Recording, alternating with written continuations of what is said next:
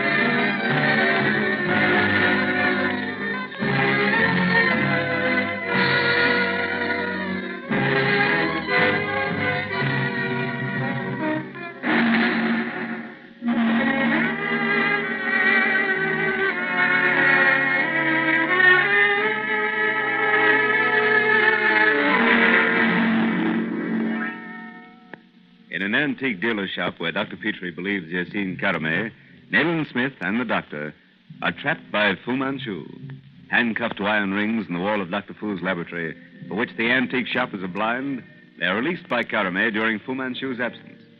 As Manchu and his dacoits return and enter the laboratory, Smith and Dr. Petrie swing across the street at the end of a rope to a window in the building opposite. Leaving the building by a rear door, they find themselves in a high-walled court. Preceded by the wailing cry of the dacoit, yellow forms rush toward them from the house. The wall, Petrie. Run for your life. We can't make it, David. It's too high. We must make it. Hurry. Well, they'll have us before we... Here, quick. On my shoulders. Pull off your coat. Hold on to one end and let it down to me. Hurry, man. All right, here you are. Catch hold. Hold fast. All right. Quick, they're right behind you. Down, Petrie. On the other side, quick. There's a door across the court. Oh, thank heaven it was unlocked.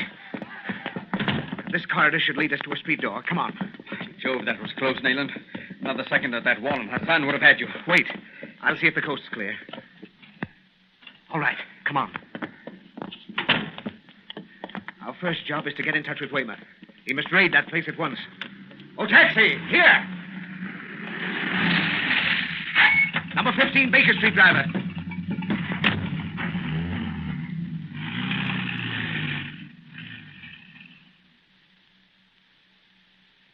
Well, Smith, we raided the place in less than an hour after your call and found our birds flown. You found nothing at all? Oh, the stock of Nishiko Incorporated was intact, but upstairs, nothing. Instruments, drugs, books, and the things you described, everything gone, and not a human being in the place. Even the rope swing you escaped by was gone. And no clue of Fu Manchu? Not the ghost of one. The man's as elusive as one of his dacoits. He and his entire group seem to have vanished into thin air. And this business you're engaged in now, this Gables case, how does it enter your province? Well, the house is called the Gables. But I knew from the first it was a wild goose chase. Oh, how so? Because I was there 6 months ago and knew what to expect. It's supposed to be haunted, ghosts and all that. Oh, I didn't know that cleaning up haunted houses came within the jurisdiction of the yard. In the ordinary way, it doesn't. But a sudden death is always a bit suspicious. Sudden death? You mean the ghost has killed someone? Well, I'll explain. This dead end with not the shadow of a clue to the whereabouts of Fu Manchu was beginning to get on my nerves. And mine. Well, after the raid on the Museum Street place, I volunteered to run up to Hampstead and look into this Gables matter. And you found what? A queer business, more in the Psychical Research Society's line than mine. Still, if there were no such person as Fu Manchu, it might interest you, and you, Dr. Petrie. because it illustrates the fact that, given the right subject, death can be brought about without any elaborate mechanism, such as our Oriental friend uses. Very interesting. Go on. Well, 2 people have died at the Gables within the last 6 months. 2 men, both in good health, have died without anyone laying a finger on them. They weren't poisoned or bitten by snakes or strangled, nothing like that. Well, sounds as though Fu Manchu could learn something from the Gables. Well, every other case seems stale alongside the Fu Manchu business. But when the Gables came on the books of the yard the second time, I began to wonder. Wonder? What about? I thought there might be some tangible clue, some link connecting the 2 victims. Robbery, revenge, some motive. I hoped to find evidence of a human agency at work, but I was disappointed. It's really a legitimate case of a haunted house, then? Yes. We run across them occasionally where there seems to be something harmful to human life, but something you cannot arrest. Oh, I suppose so. There are historic instances, such as Glamis Castle and Spedlin's Tower in Scotland, the Grey Lady of Raynham Hall, and so on. But I've never come in personal contact with such a case. Oh, nor I. If I did, I'd feel humiliated to have to confess that there was any agency which could produce the physical result of death, but which was immune from physical retaliation. But tell me about the Gables. Well, I'll have to admit it's an uncanny house. It was built for a wealthy Quaker family in 1870. They lived there for many years. Then it was sold to a man named Madison. He died there 6 months ago. Madison. Who was he? Where was he from? He was a retired tea planter from Colombo. Ceylon, eh? Yes, a link with the East, Doctor, if that's what you mean. And it was that which interested me at the time, but there was no connection between Madison and Fu Manchu. Of that, I'm certain. How did Madison die? He died in his chair one evening in the library. His household consisted of a cook, a housemaid, and a man. He was a bachelor. And the cook and the maid resigned because they said the house was haunted. In what way? Well, they told me absurd tales about dark figures wandering through the corridors and bending over them in bed at night. Their chief trouble was the continuous ringing of bells. The man Stevens confirmed it. How did they describe the ringing? Oh, sort of jangling, sometimes near the ceiling and again under the floor, like the shaking of small silver bells. Well, this Gables thing seems to resemble the cases of astral bells, such as we sometimes hear of in India. Yes, it was Stevens who found his master. Madison was sitting bolt upright in his chair with a look of horror on his face. A doctor found no trace of violence and pronounced death induced by fright. Anything else? Only this. Stevens himself swore to the fact that he had seen one of these apparitions before, which took form of a sort of luminous hand clutching a curved knife. Luminous hand? Well, anyway, I examined the Gables pretty closely. Spent a night in the empty house with another Scotland Yard man. We saw nothing, but we heard the bells. What? You can swear to that? I can. Well, following the death of Madison, the place was empty again until a short time back, a French gentleman leased it. He came a week ago. Last Friday night at midnight, his servant ran into a neighboring house screaming the fiery hand. And the French gentleman? Was found dead in the drive, sitting bolt upright near the steps just outside the hall door. And he had the same look of horror on his face. Cad. Well, gentlemen, this is interesting. I'm going to rent that house at once.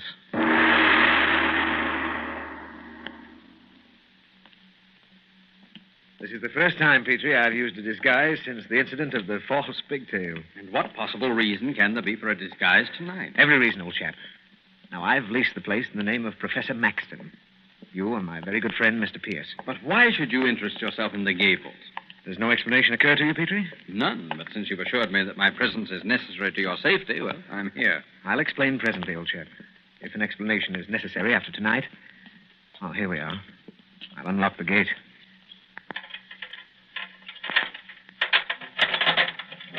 Come along. Well, where is the house? Up the drive behind those trees. Ah. There should be refreshments and a fire in the library if the charwoman has followed instructions.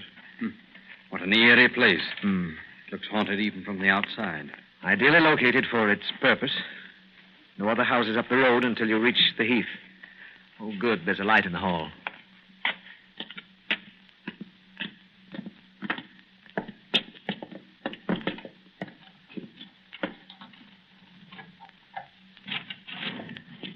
Now, remember, I'm Professor Maxton. You are Pierce. Oh, come in, Pierce. Come in. You'll have a whiskey and soda in the library, then we'll look around. Ah, excellent, Professor. Oh, a cheery fire, refreshments.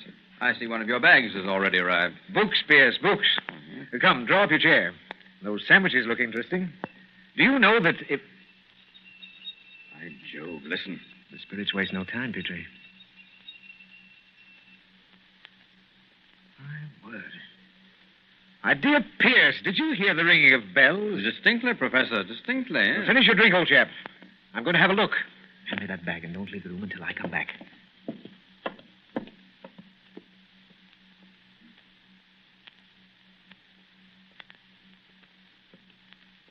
Nothing, Pierce. But I believe the house is haunted. However, no ghost ever frightened me. Now, come on, we'll look at our rooms. We'll have the lights on as we go. By Jove, I'm afraid we'll never get any servants to stay here. Let's have a look at these bedrooms. Ah, well and comfortably furnished, Professor. Yes, very comfortable. The house seems ideal, Pierce, for our purpose. Well, it may be, but the place has a cold, repellent feel about it, Nayland. Something evil seems to hover over these bedrooms. Steady, old man. We'll soon find out. Great Scott, what was that? Very strange, Pierce. I think we'd better spend the night in a hotel. Come on, let's go back to the library. Yes, that's a very good suggestion, Professor. I should much prefer to examine the house in daylight. After all, there may be a natural explanation for what we've heard. We haven't actually seen anything. It might even be possible to get used to that ringing and wailing after time. But I feel, Professor, very well, Pierce. I see you don't share my views. But for my part, I shall return tomorrow and devote further attention to this phenomenon. The bag of books, Professor, we're leaving them? No, I'll take the bag with me. Now, if you're ready. Oh, quite ready, Professor, I can assure you. I'll put out the light here, then. Go on to the front door, Pierce. I'll follow as soon as I turn out the hall light. We can see our way well enough without light. Good heavens, Petrie. Look, directly behind you. Good Lord! The fiery hand!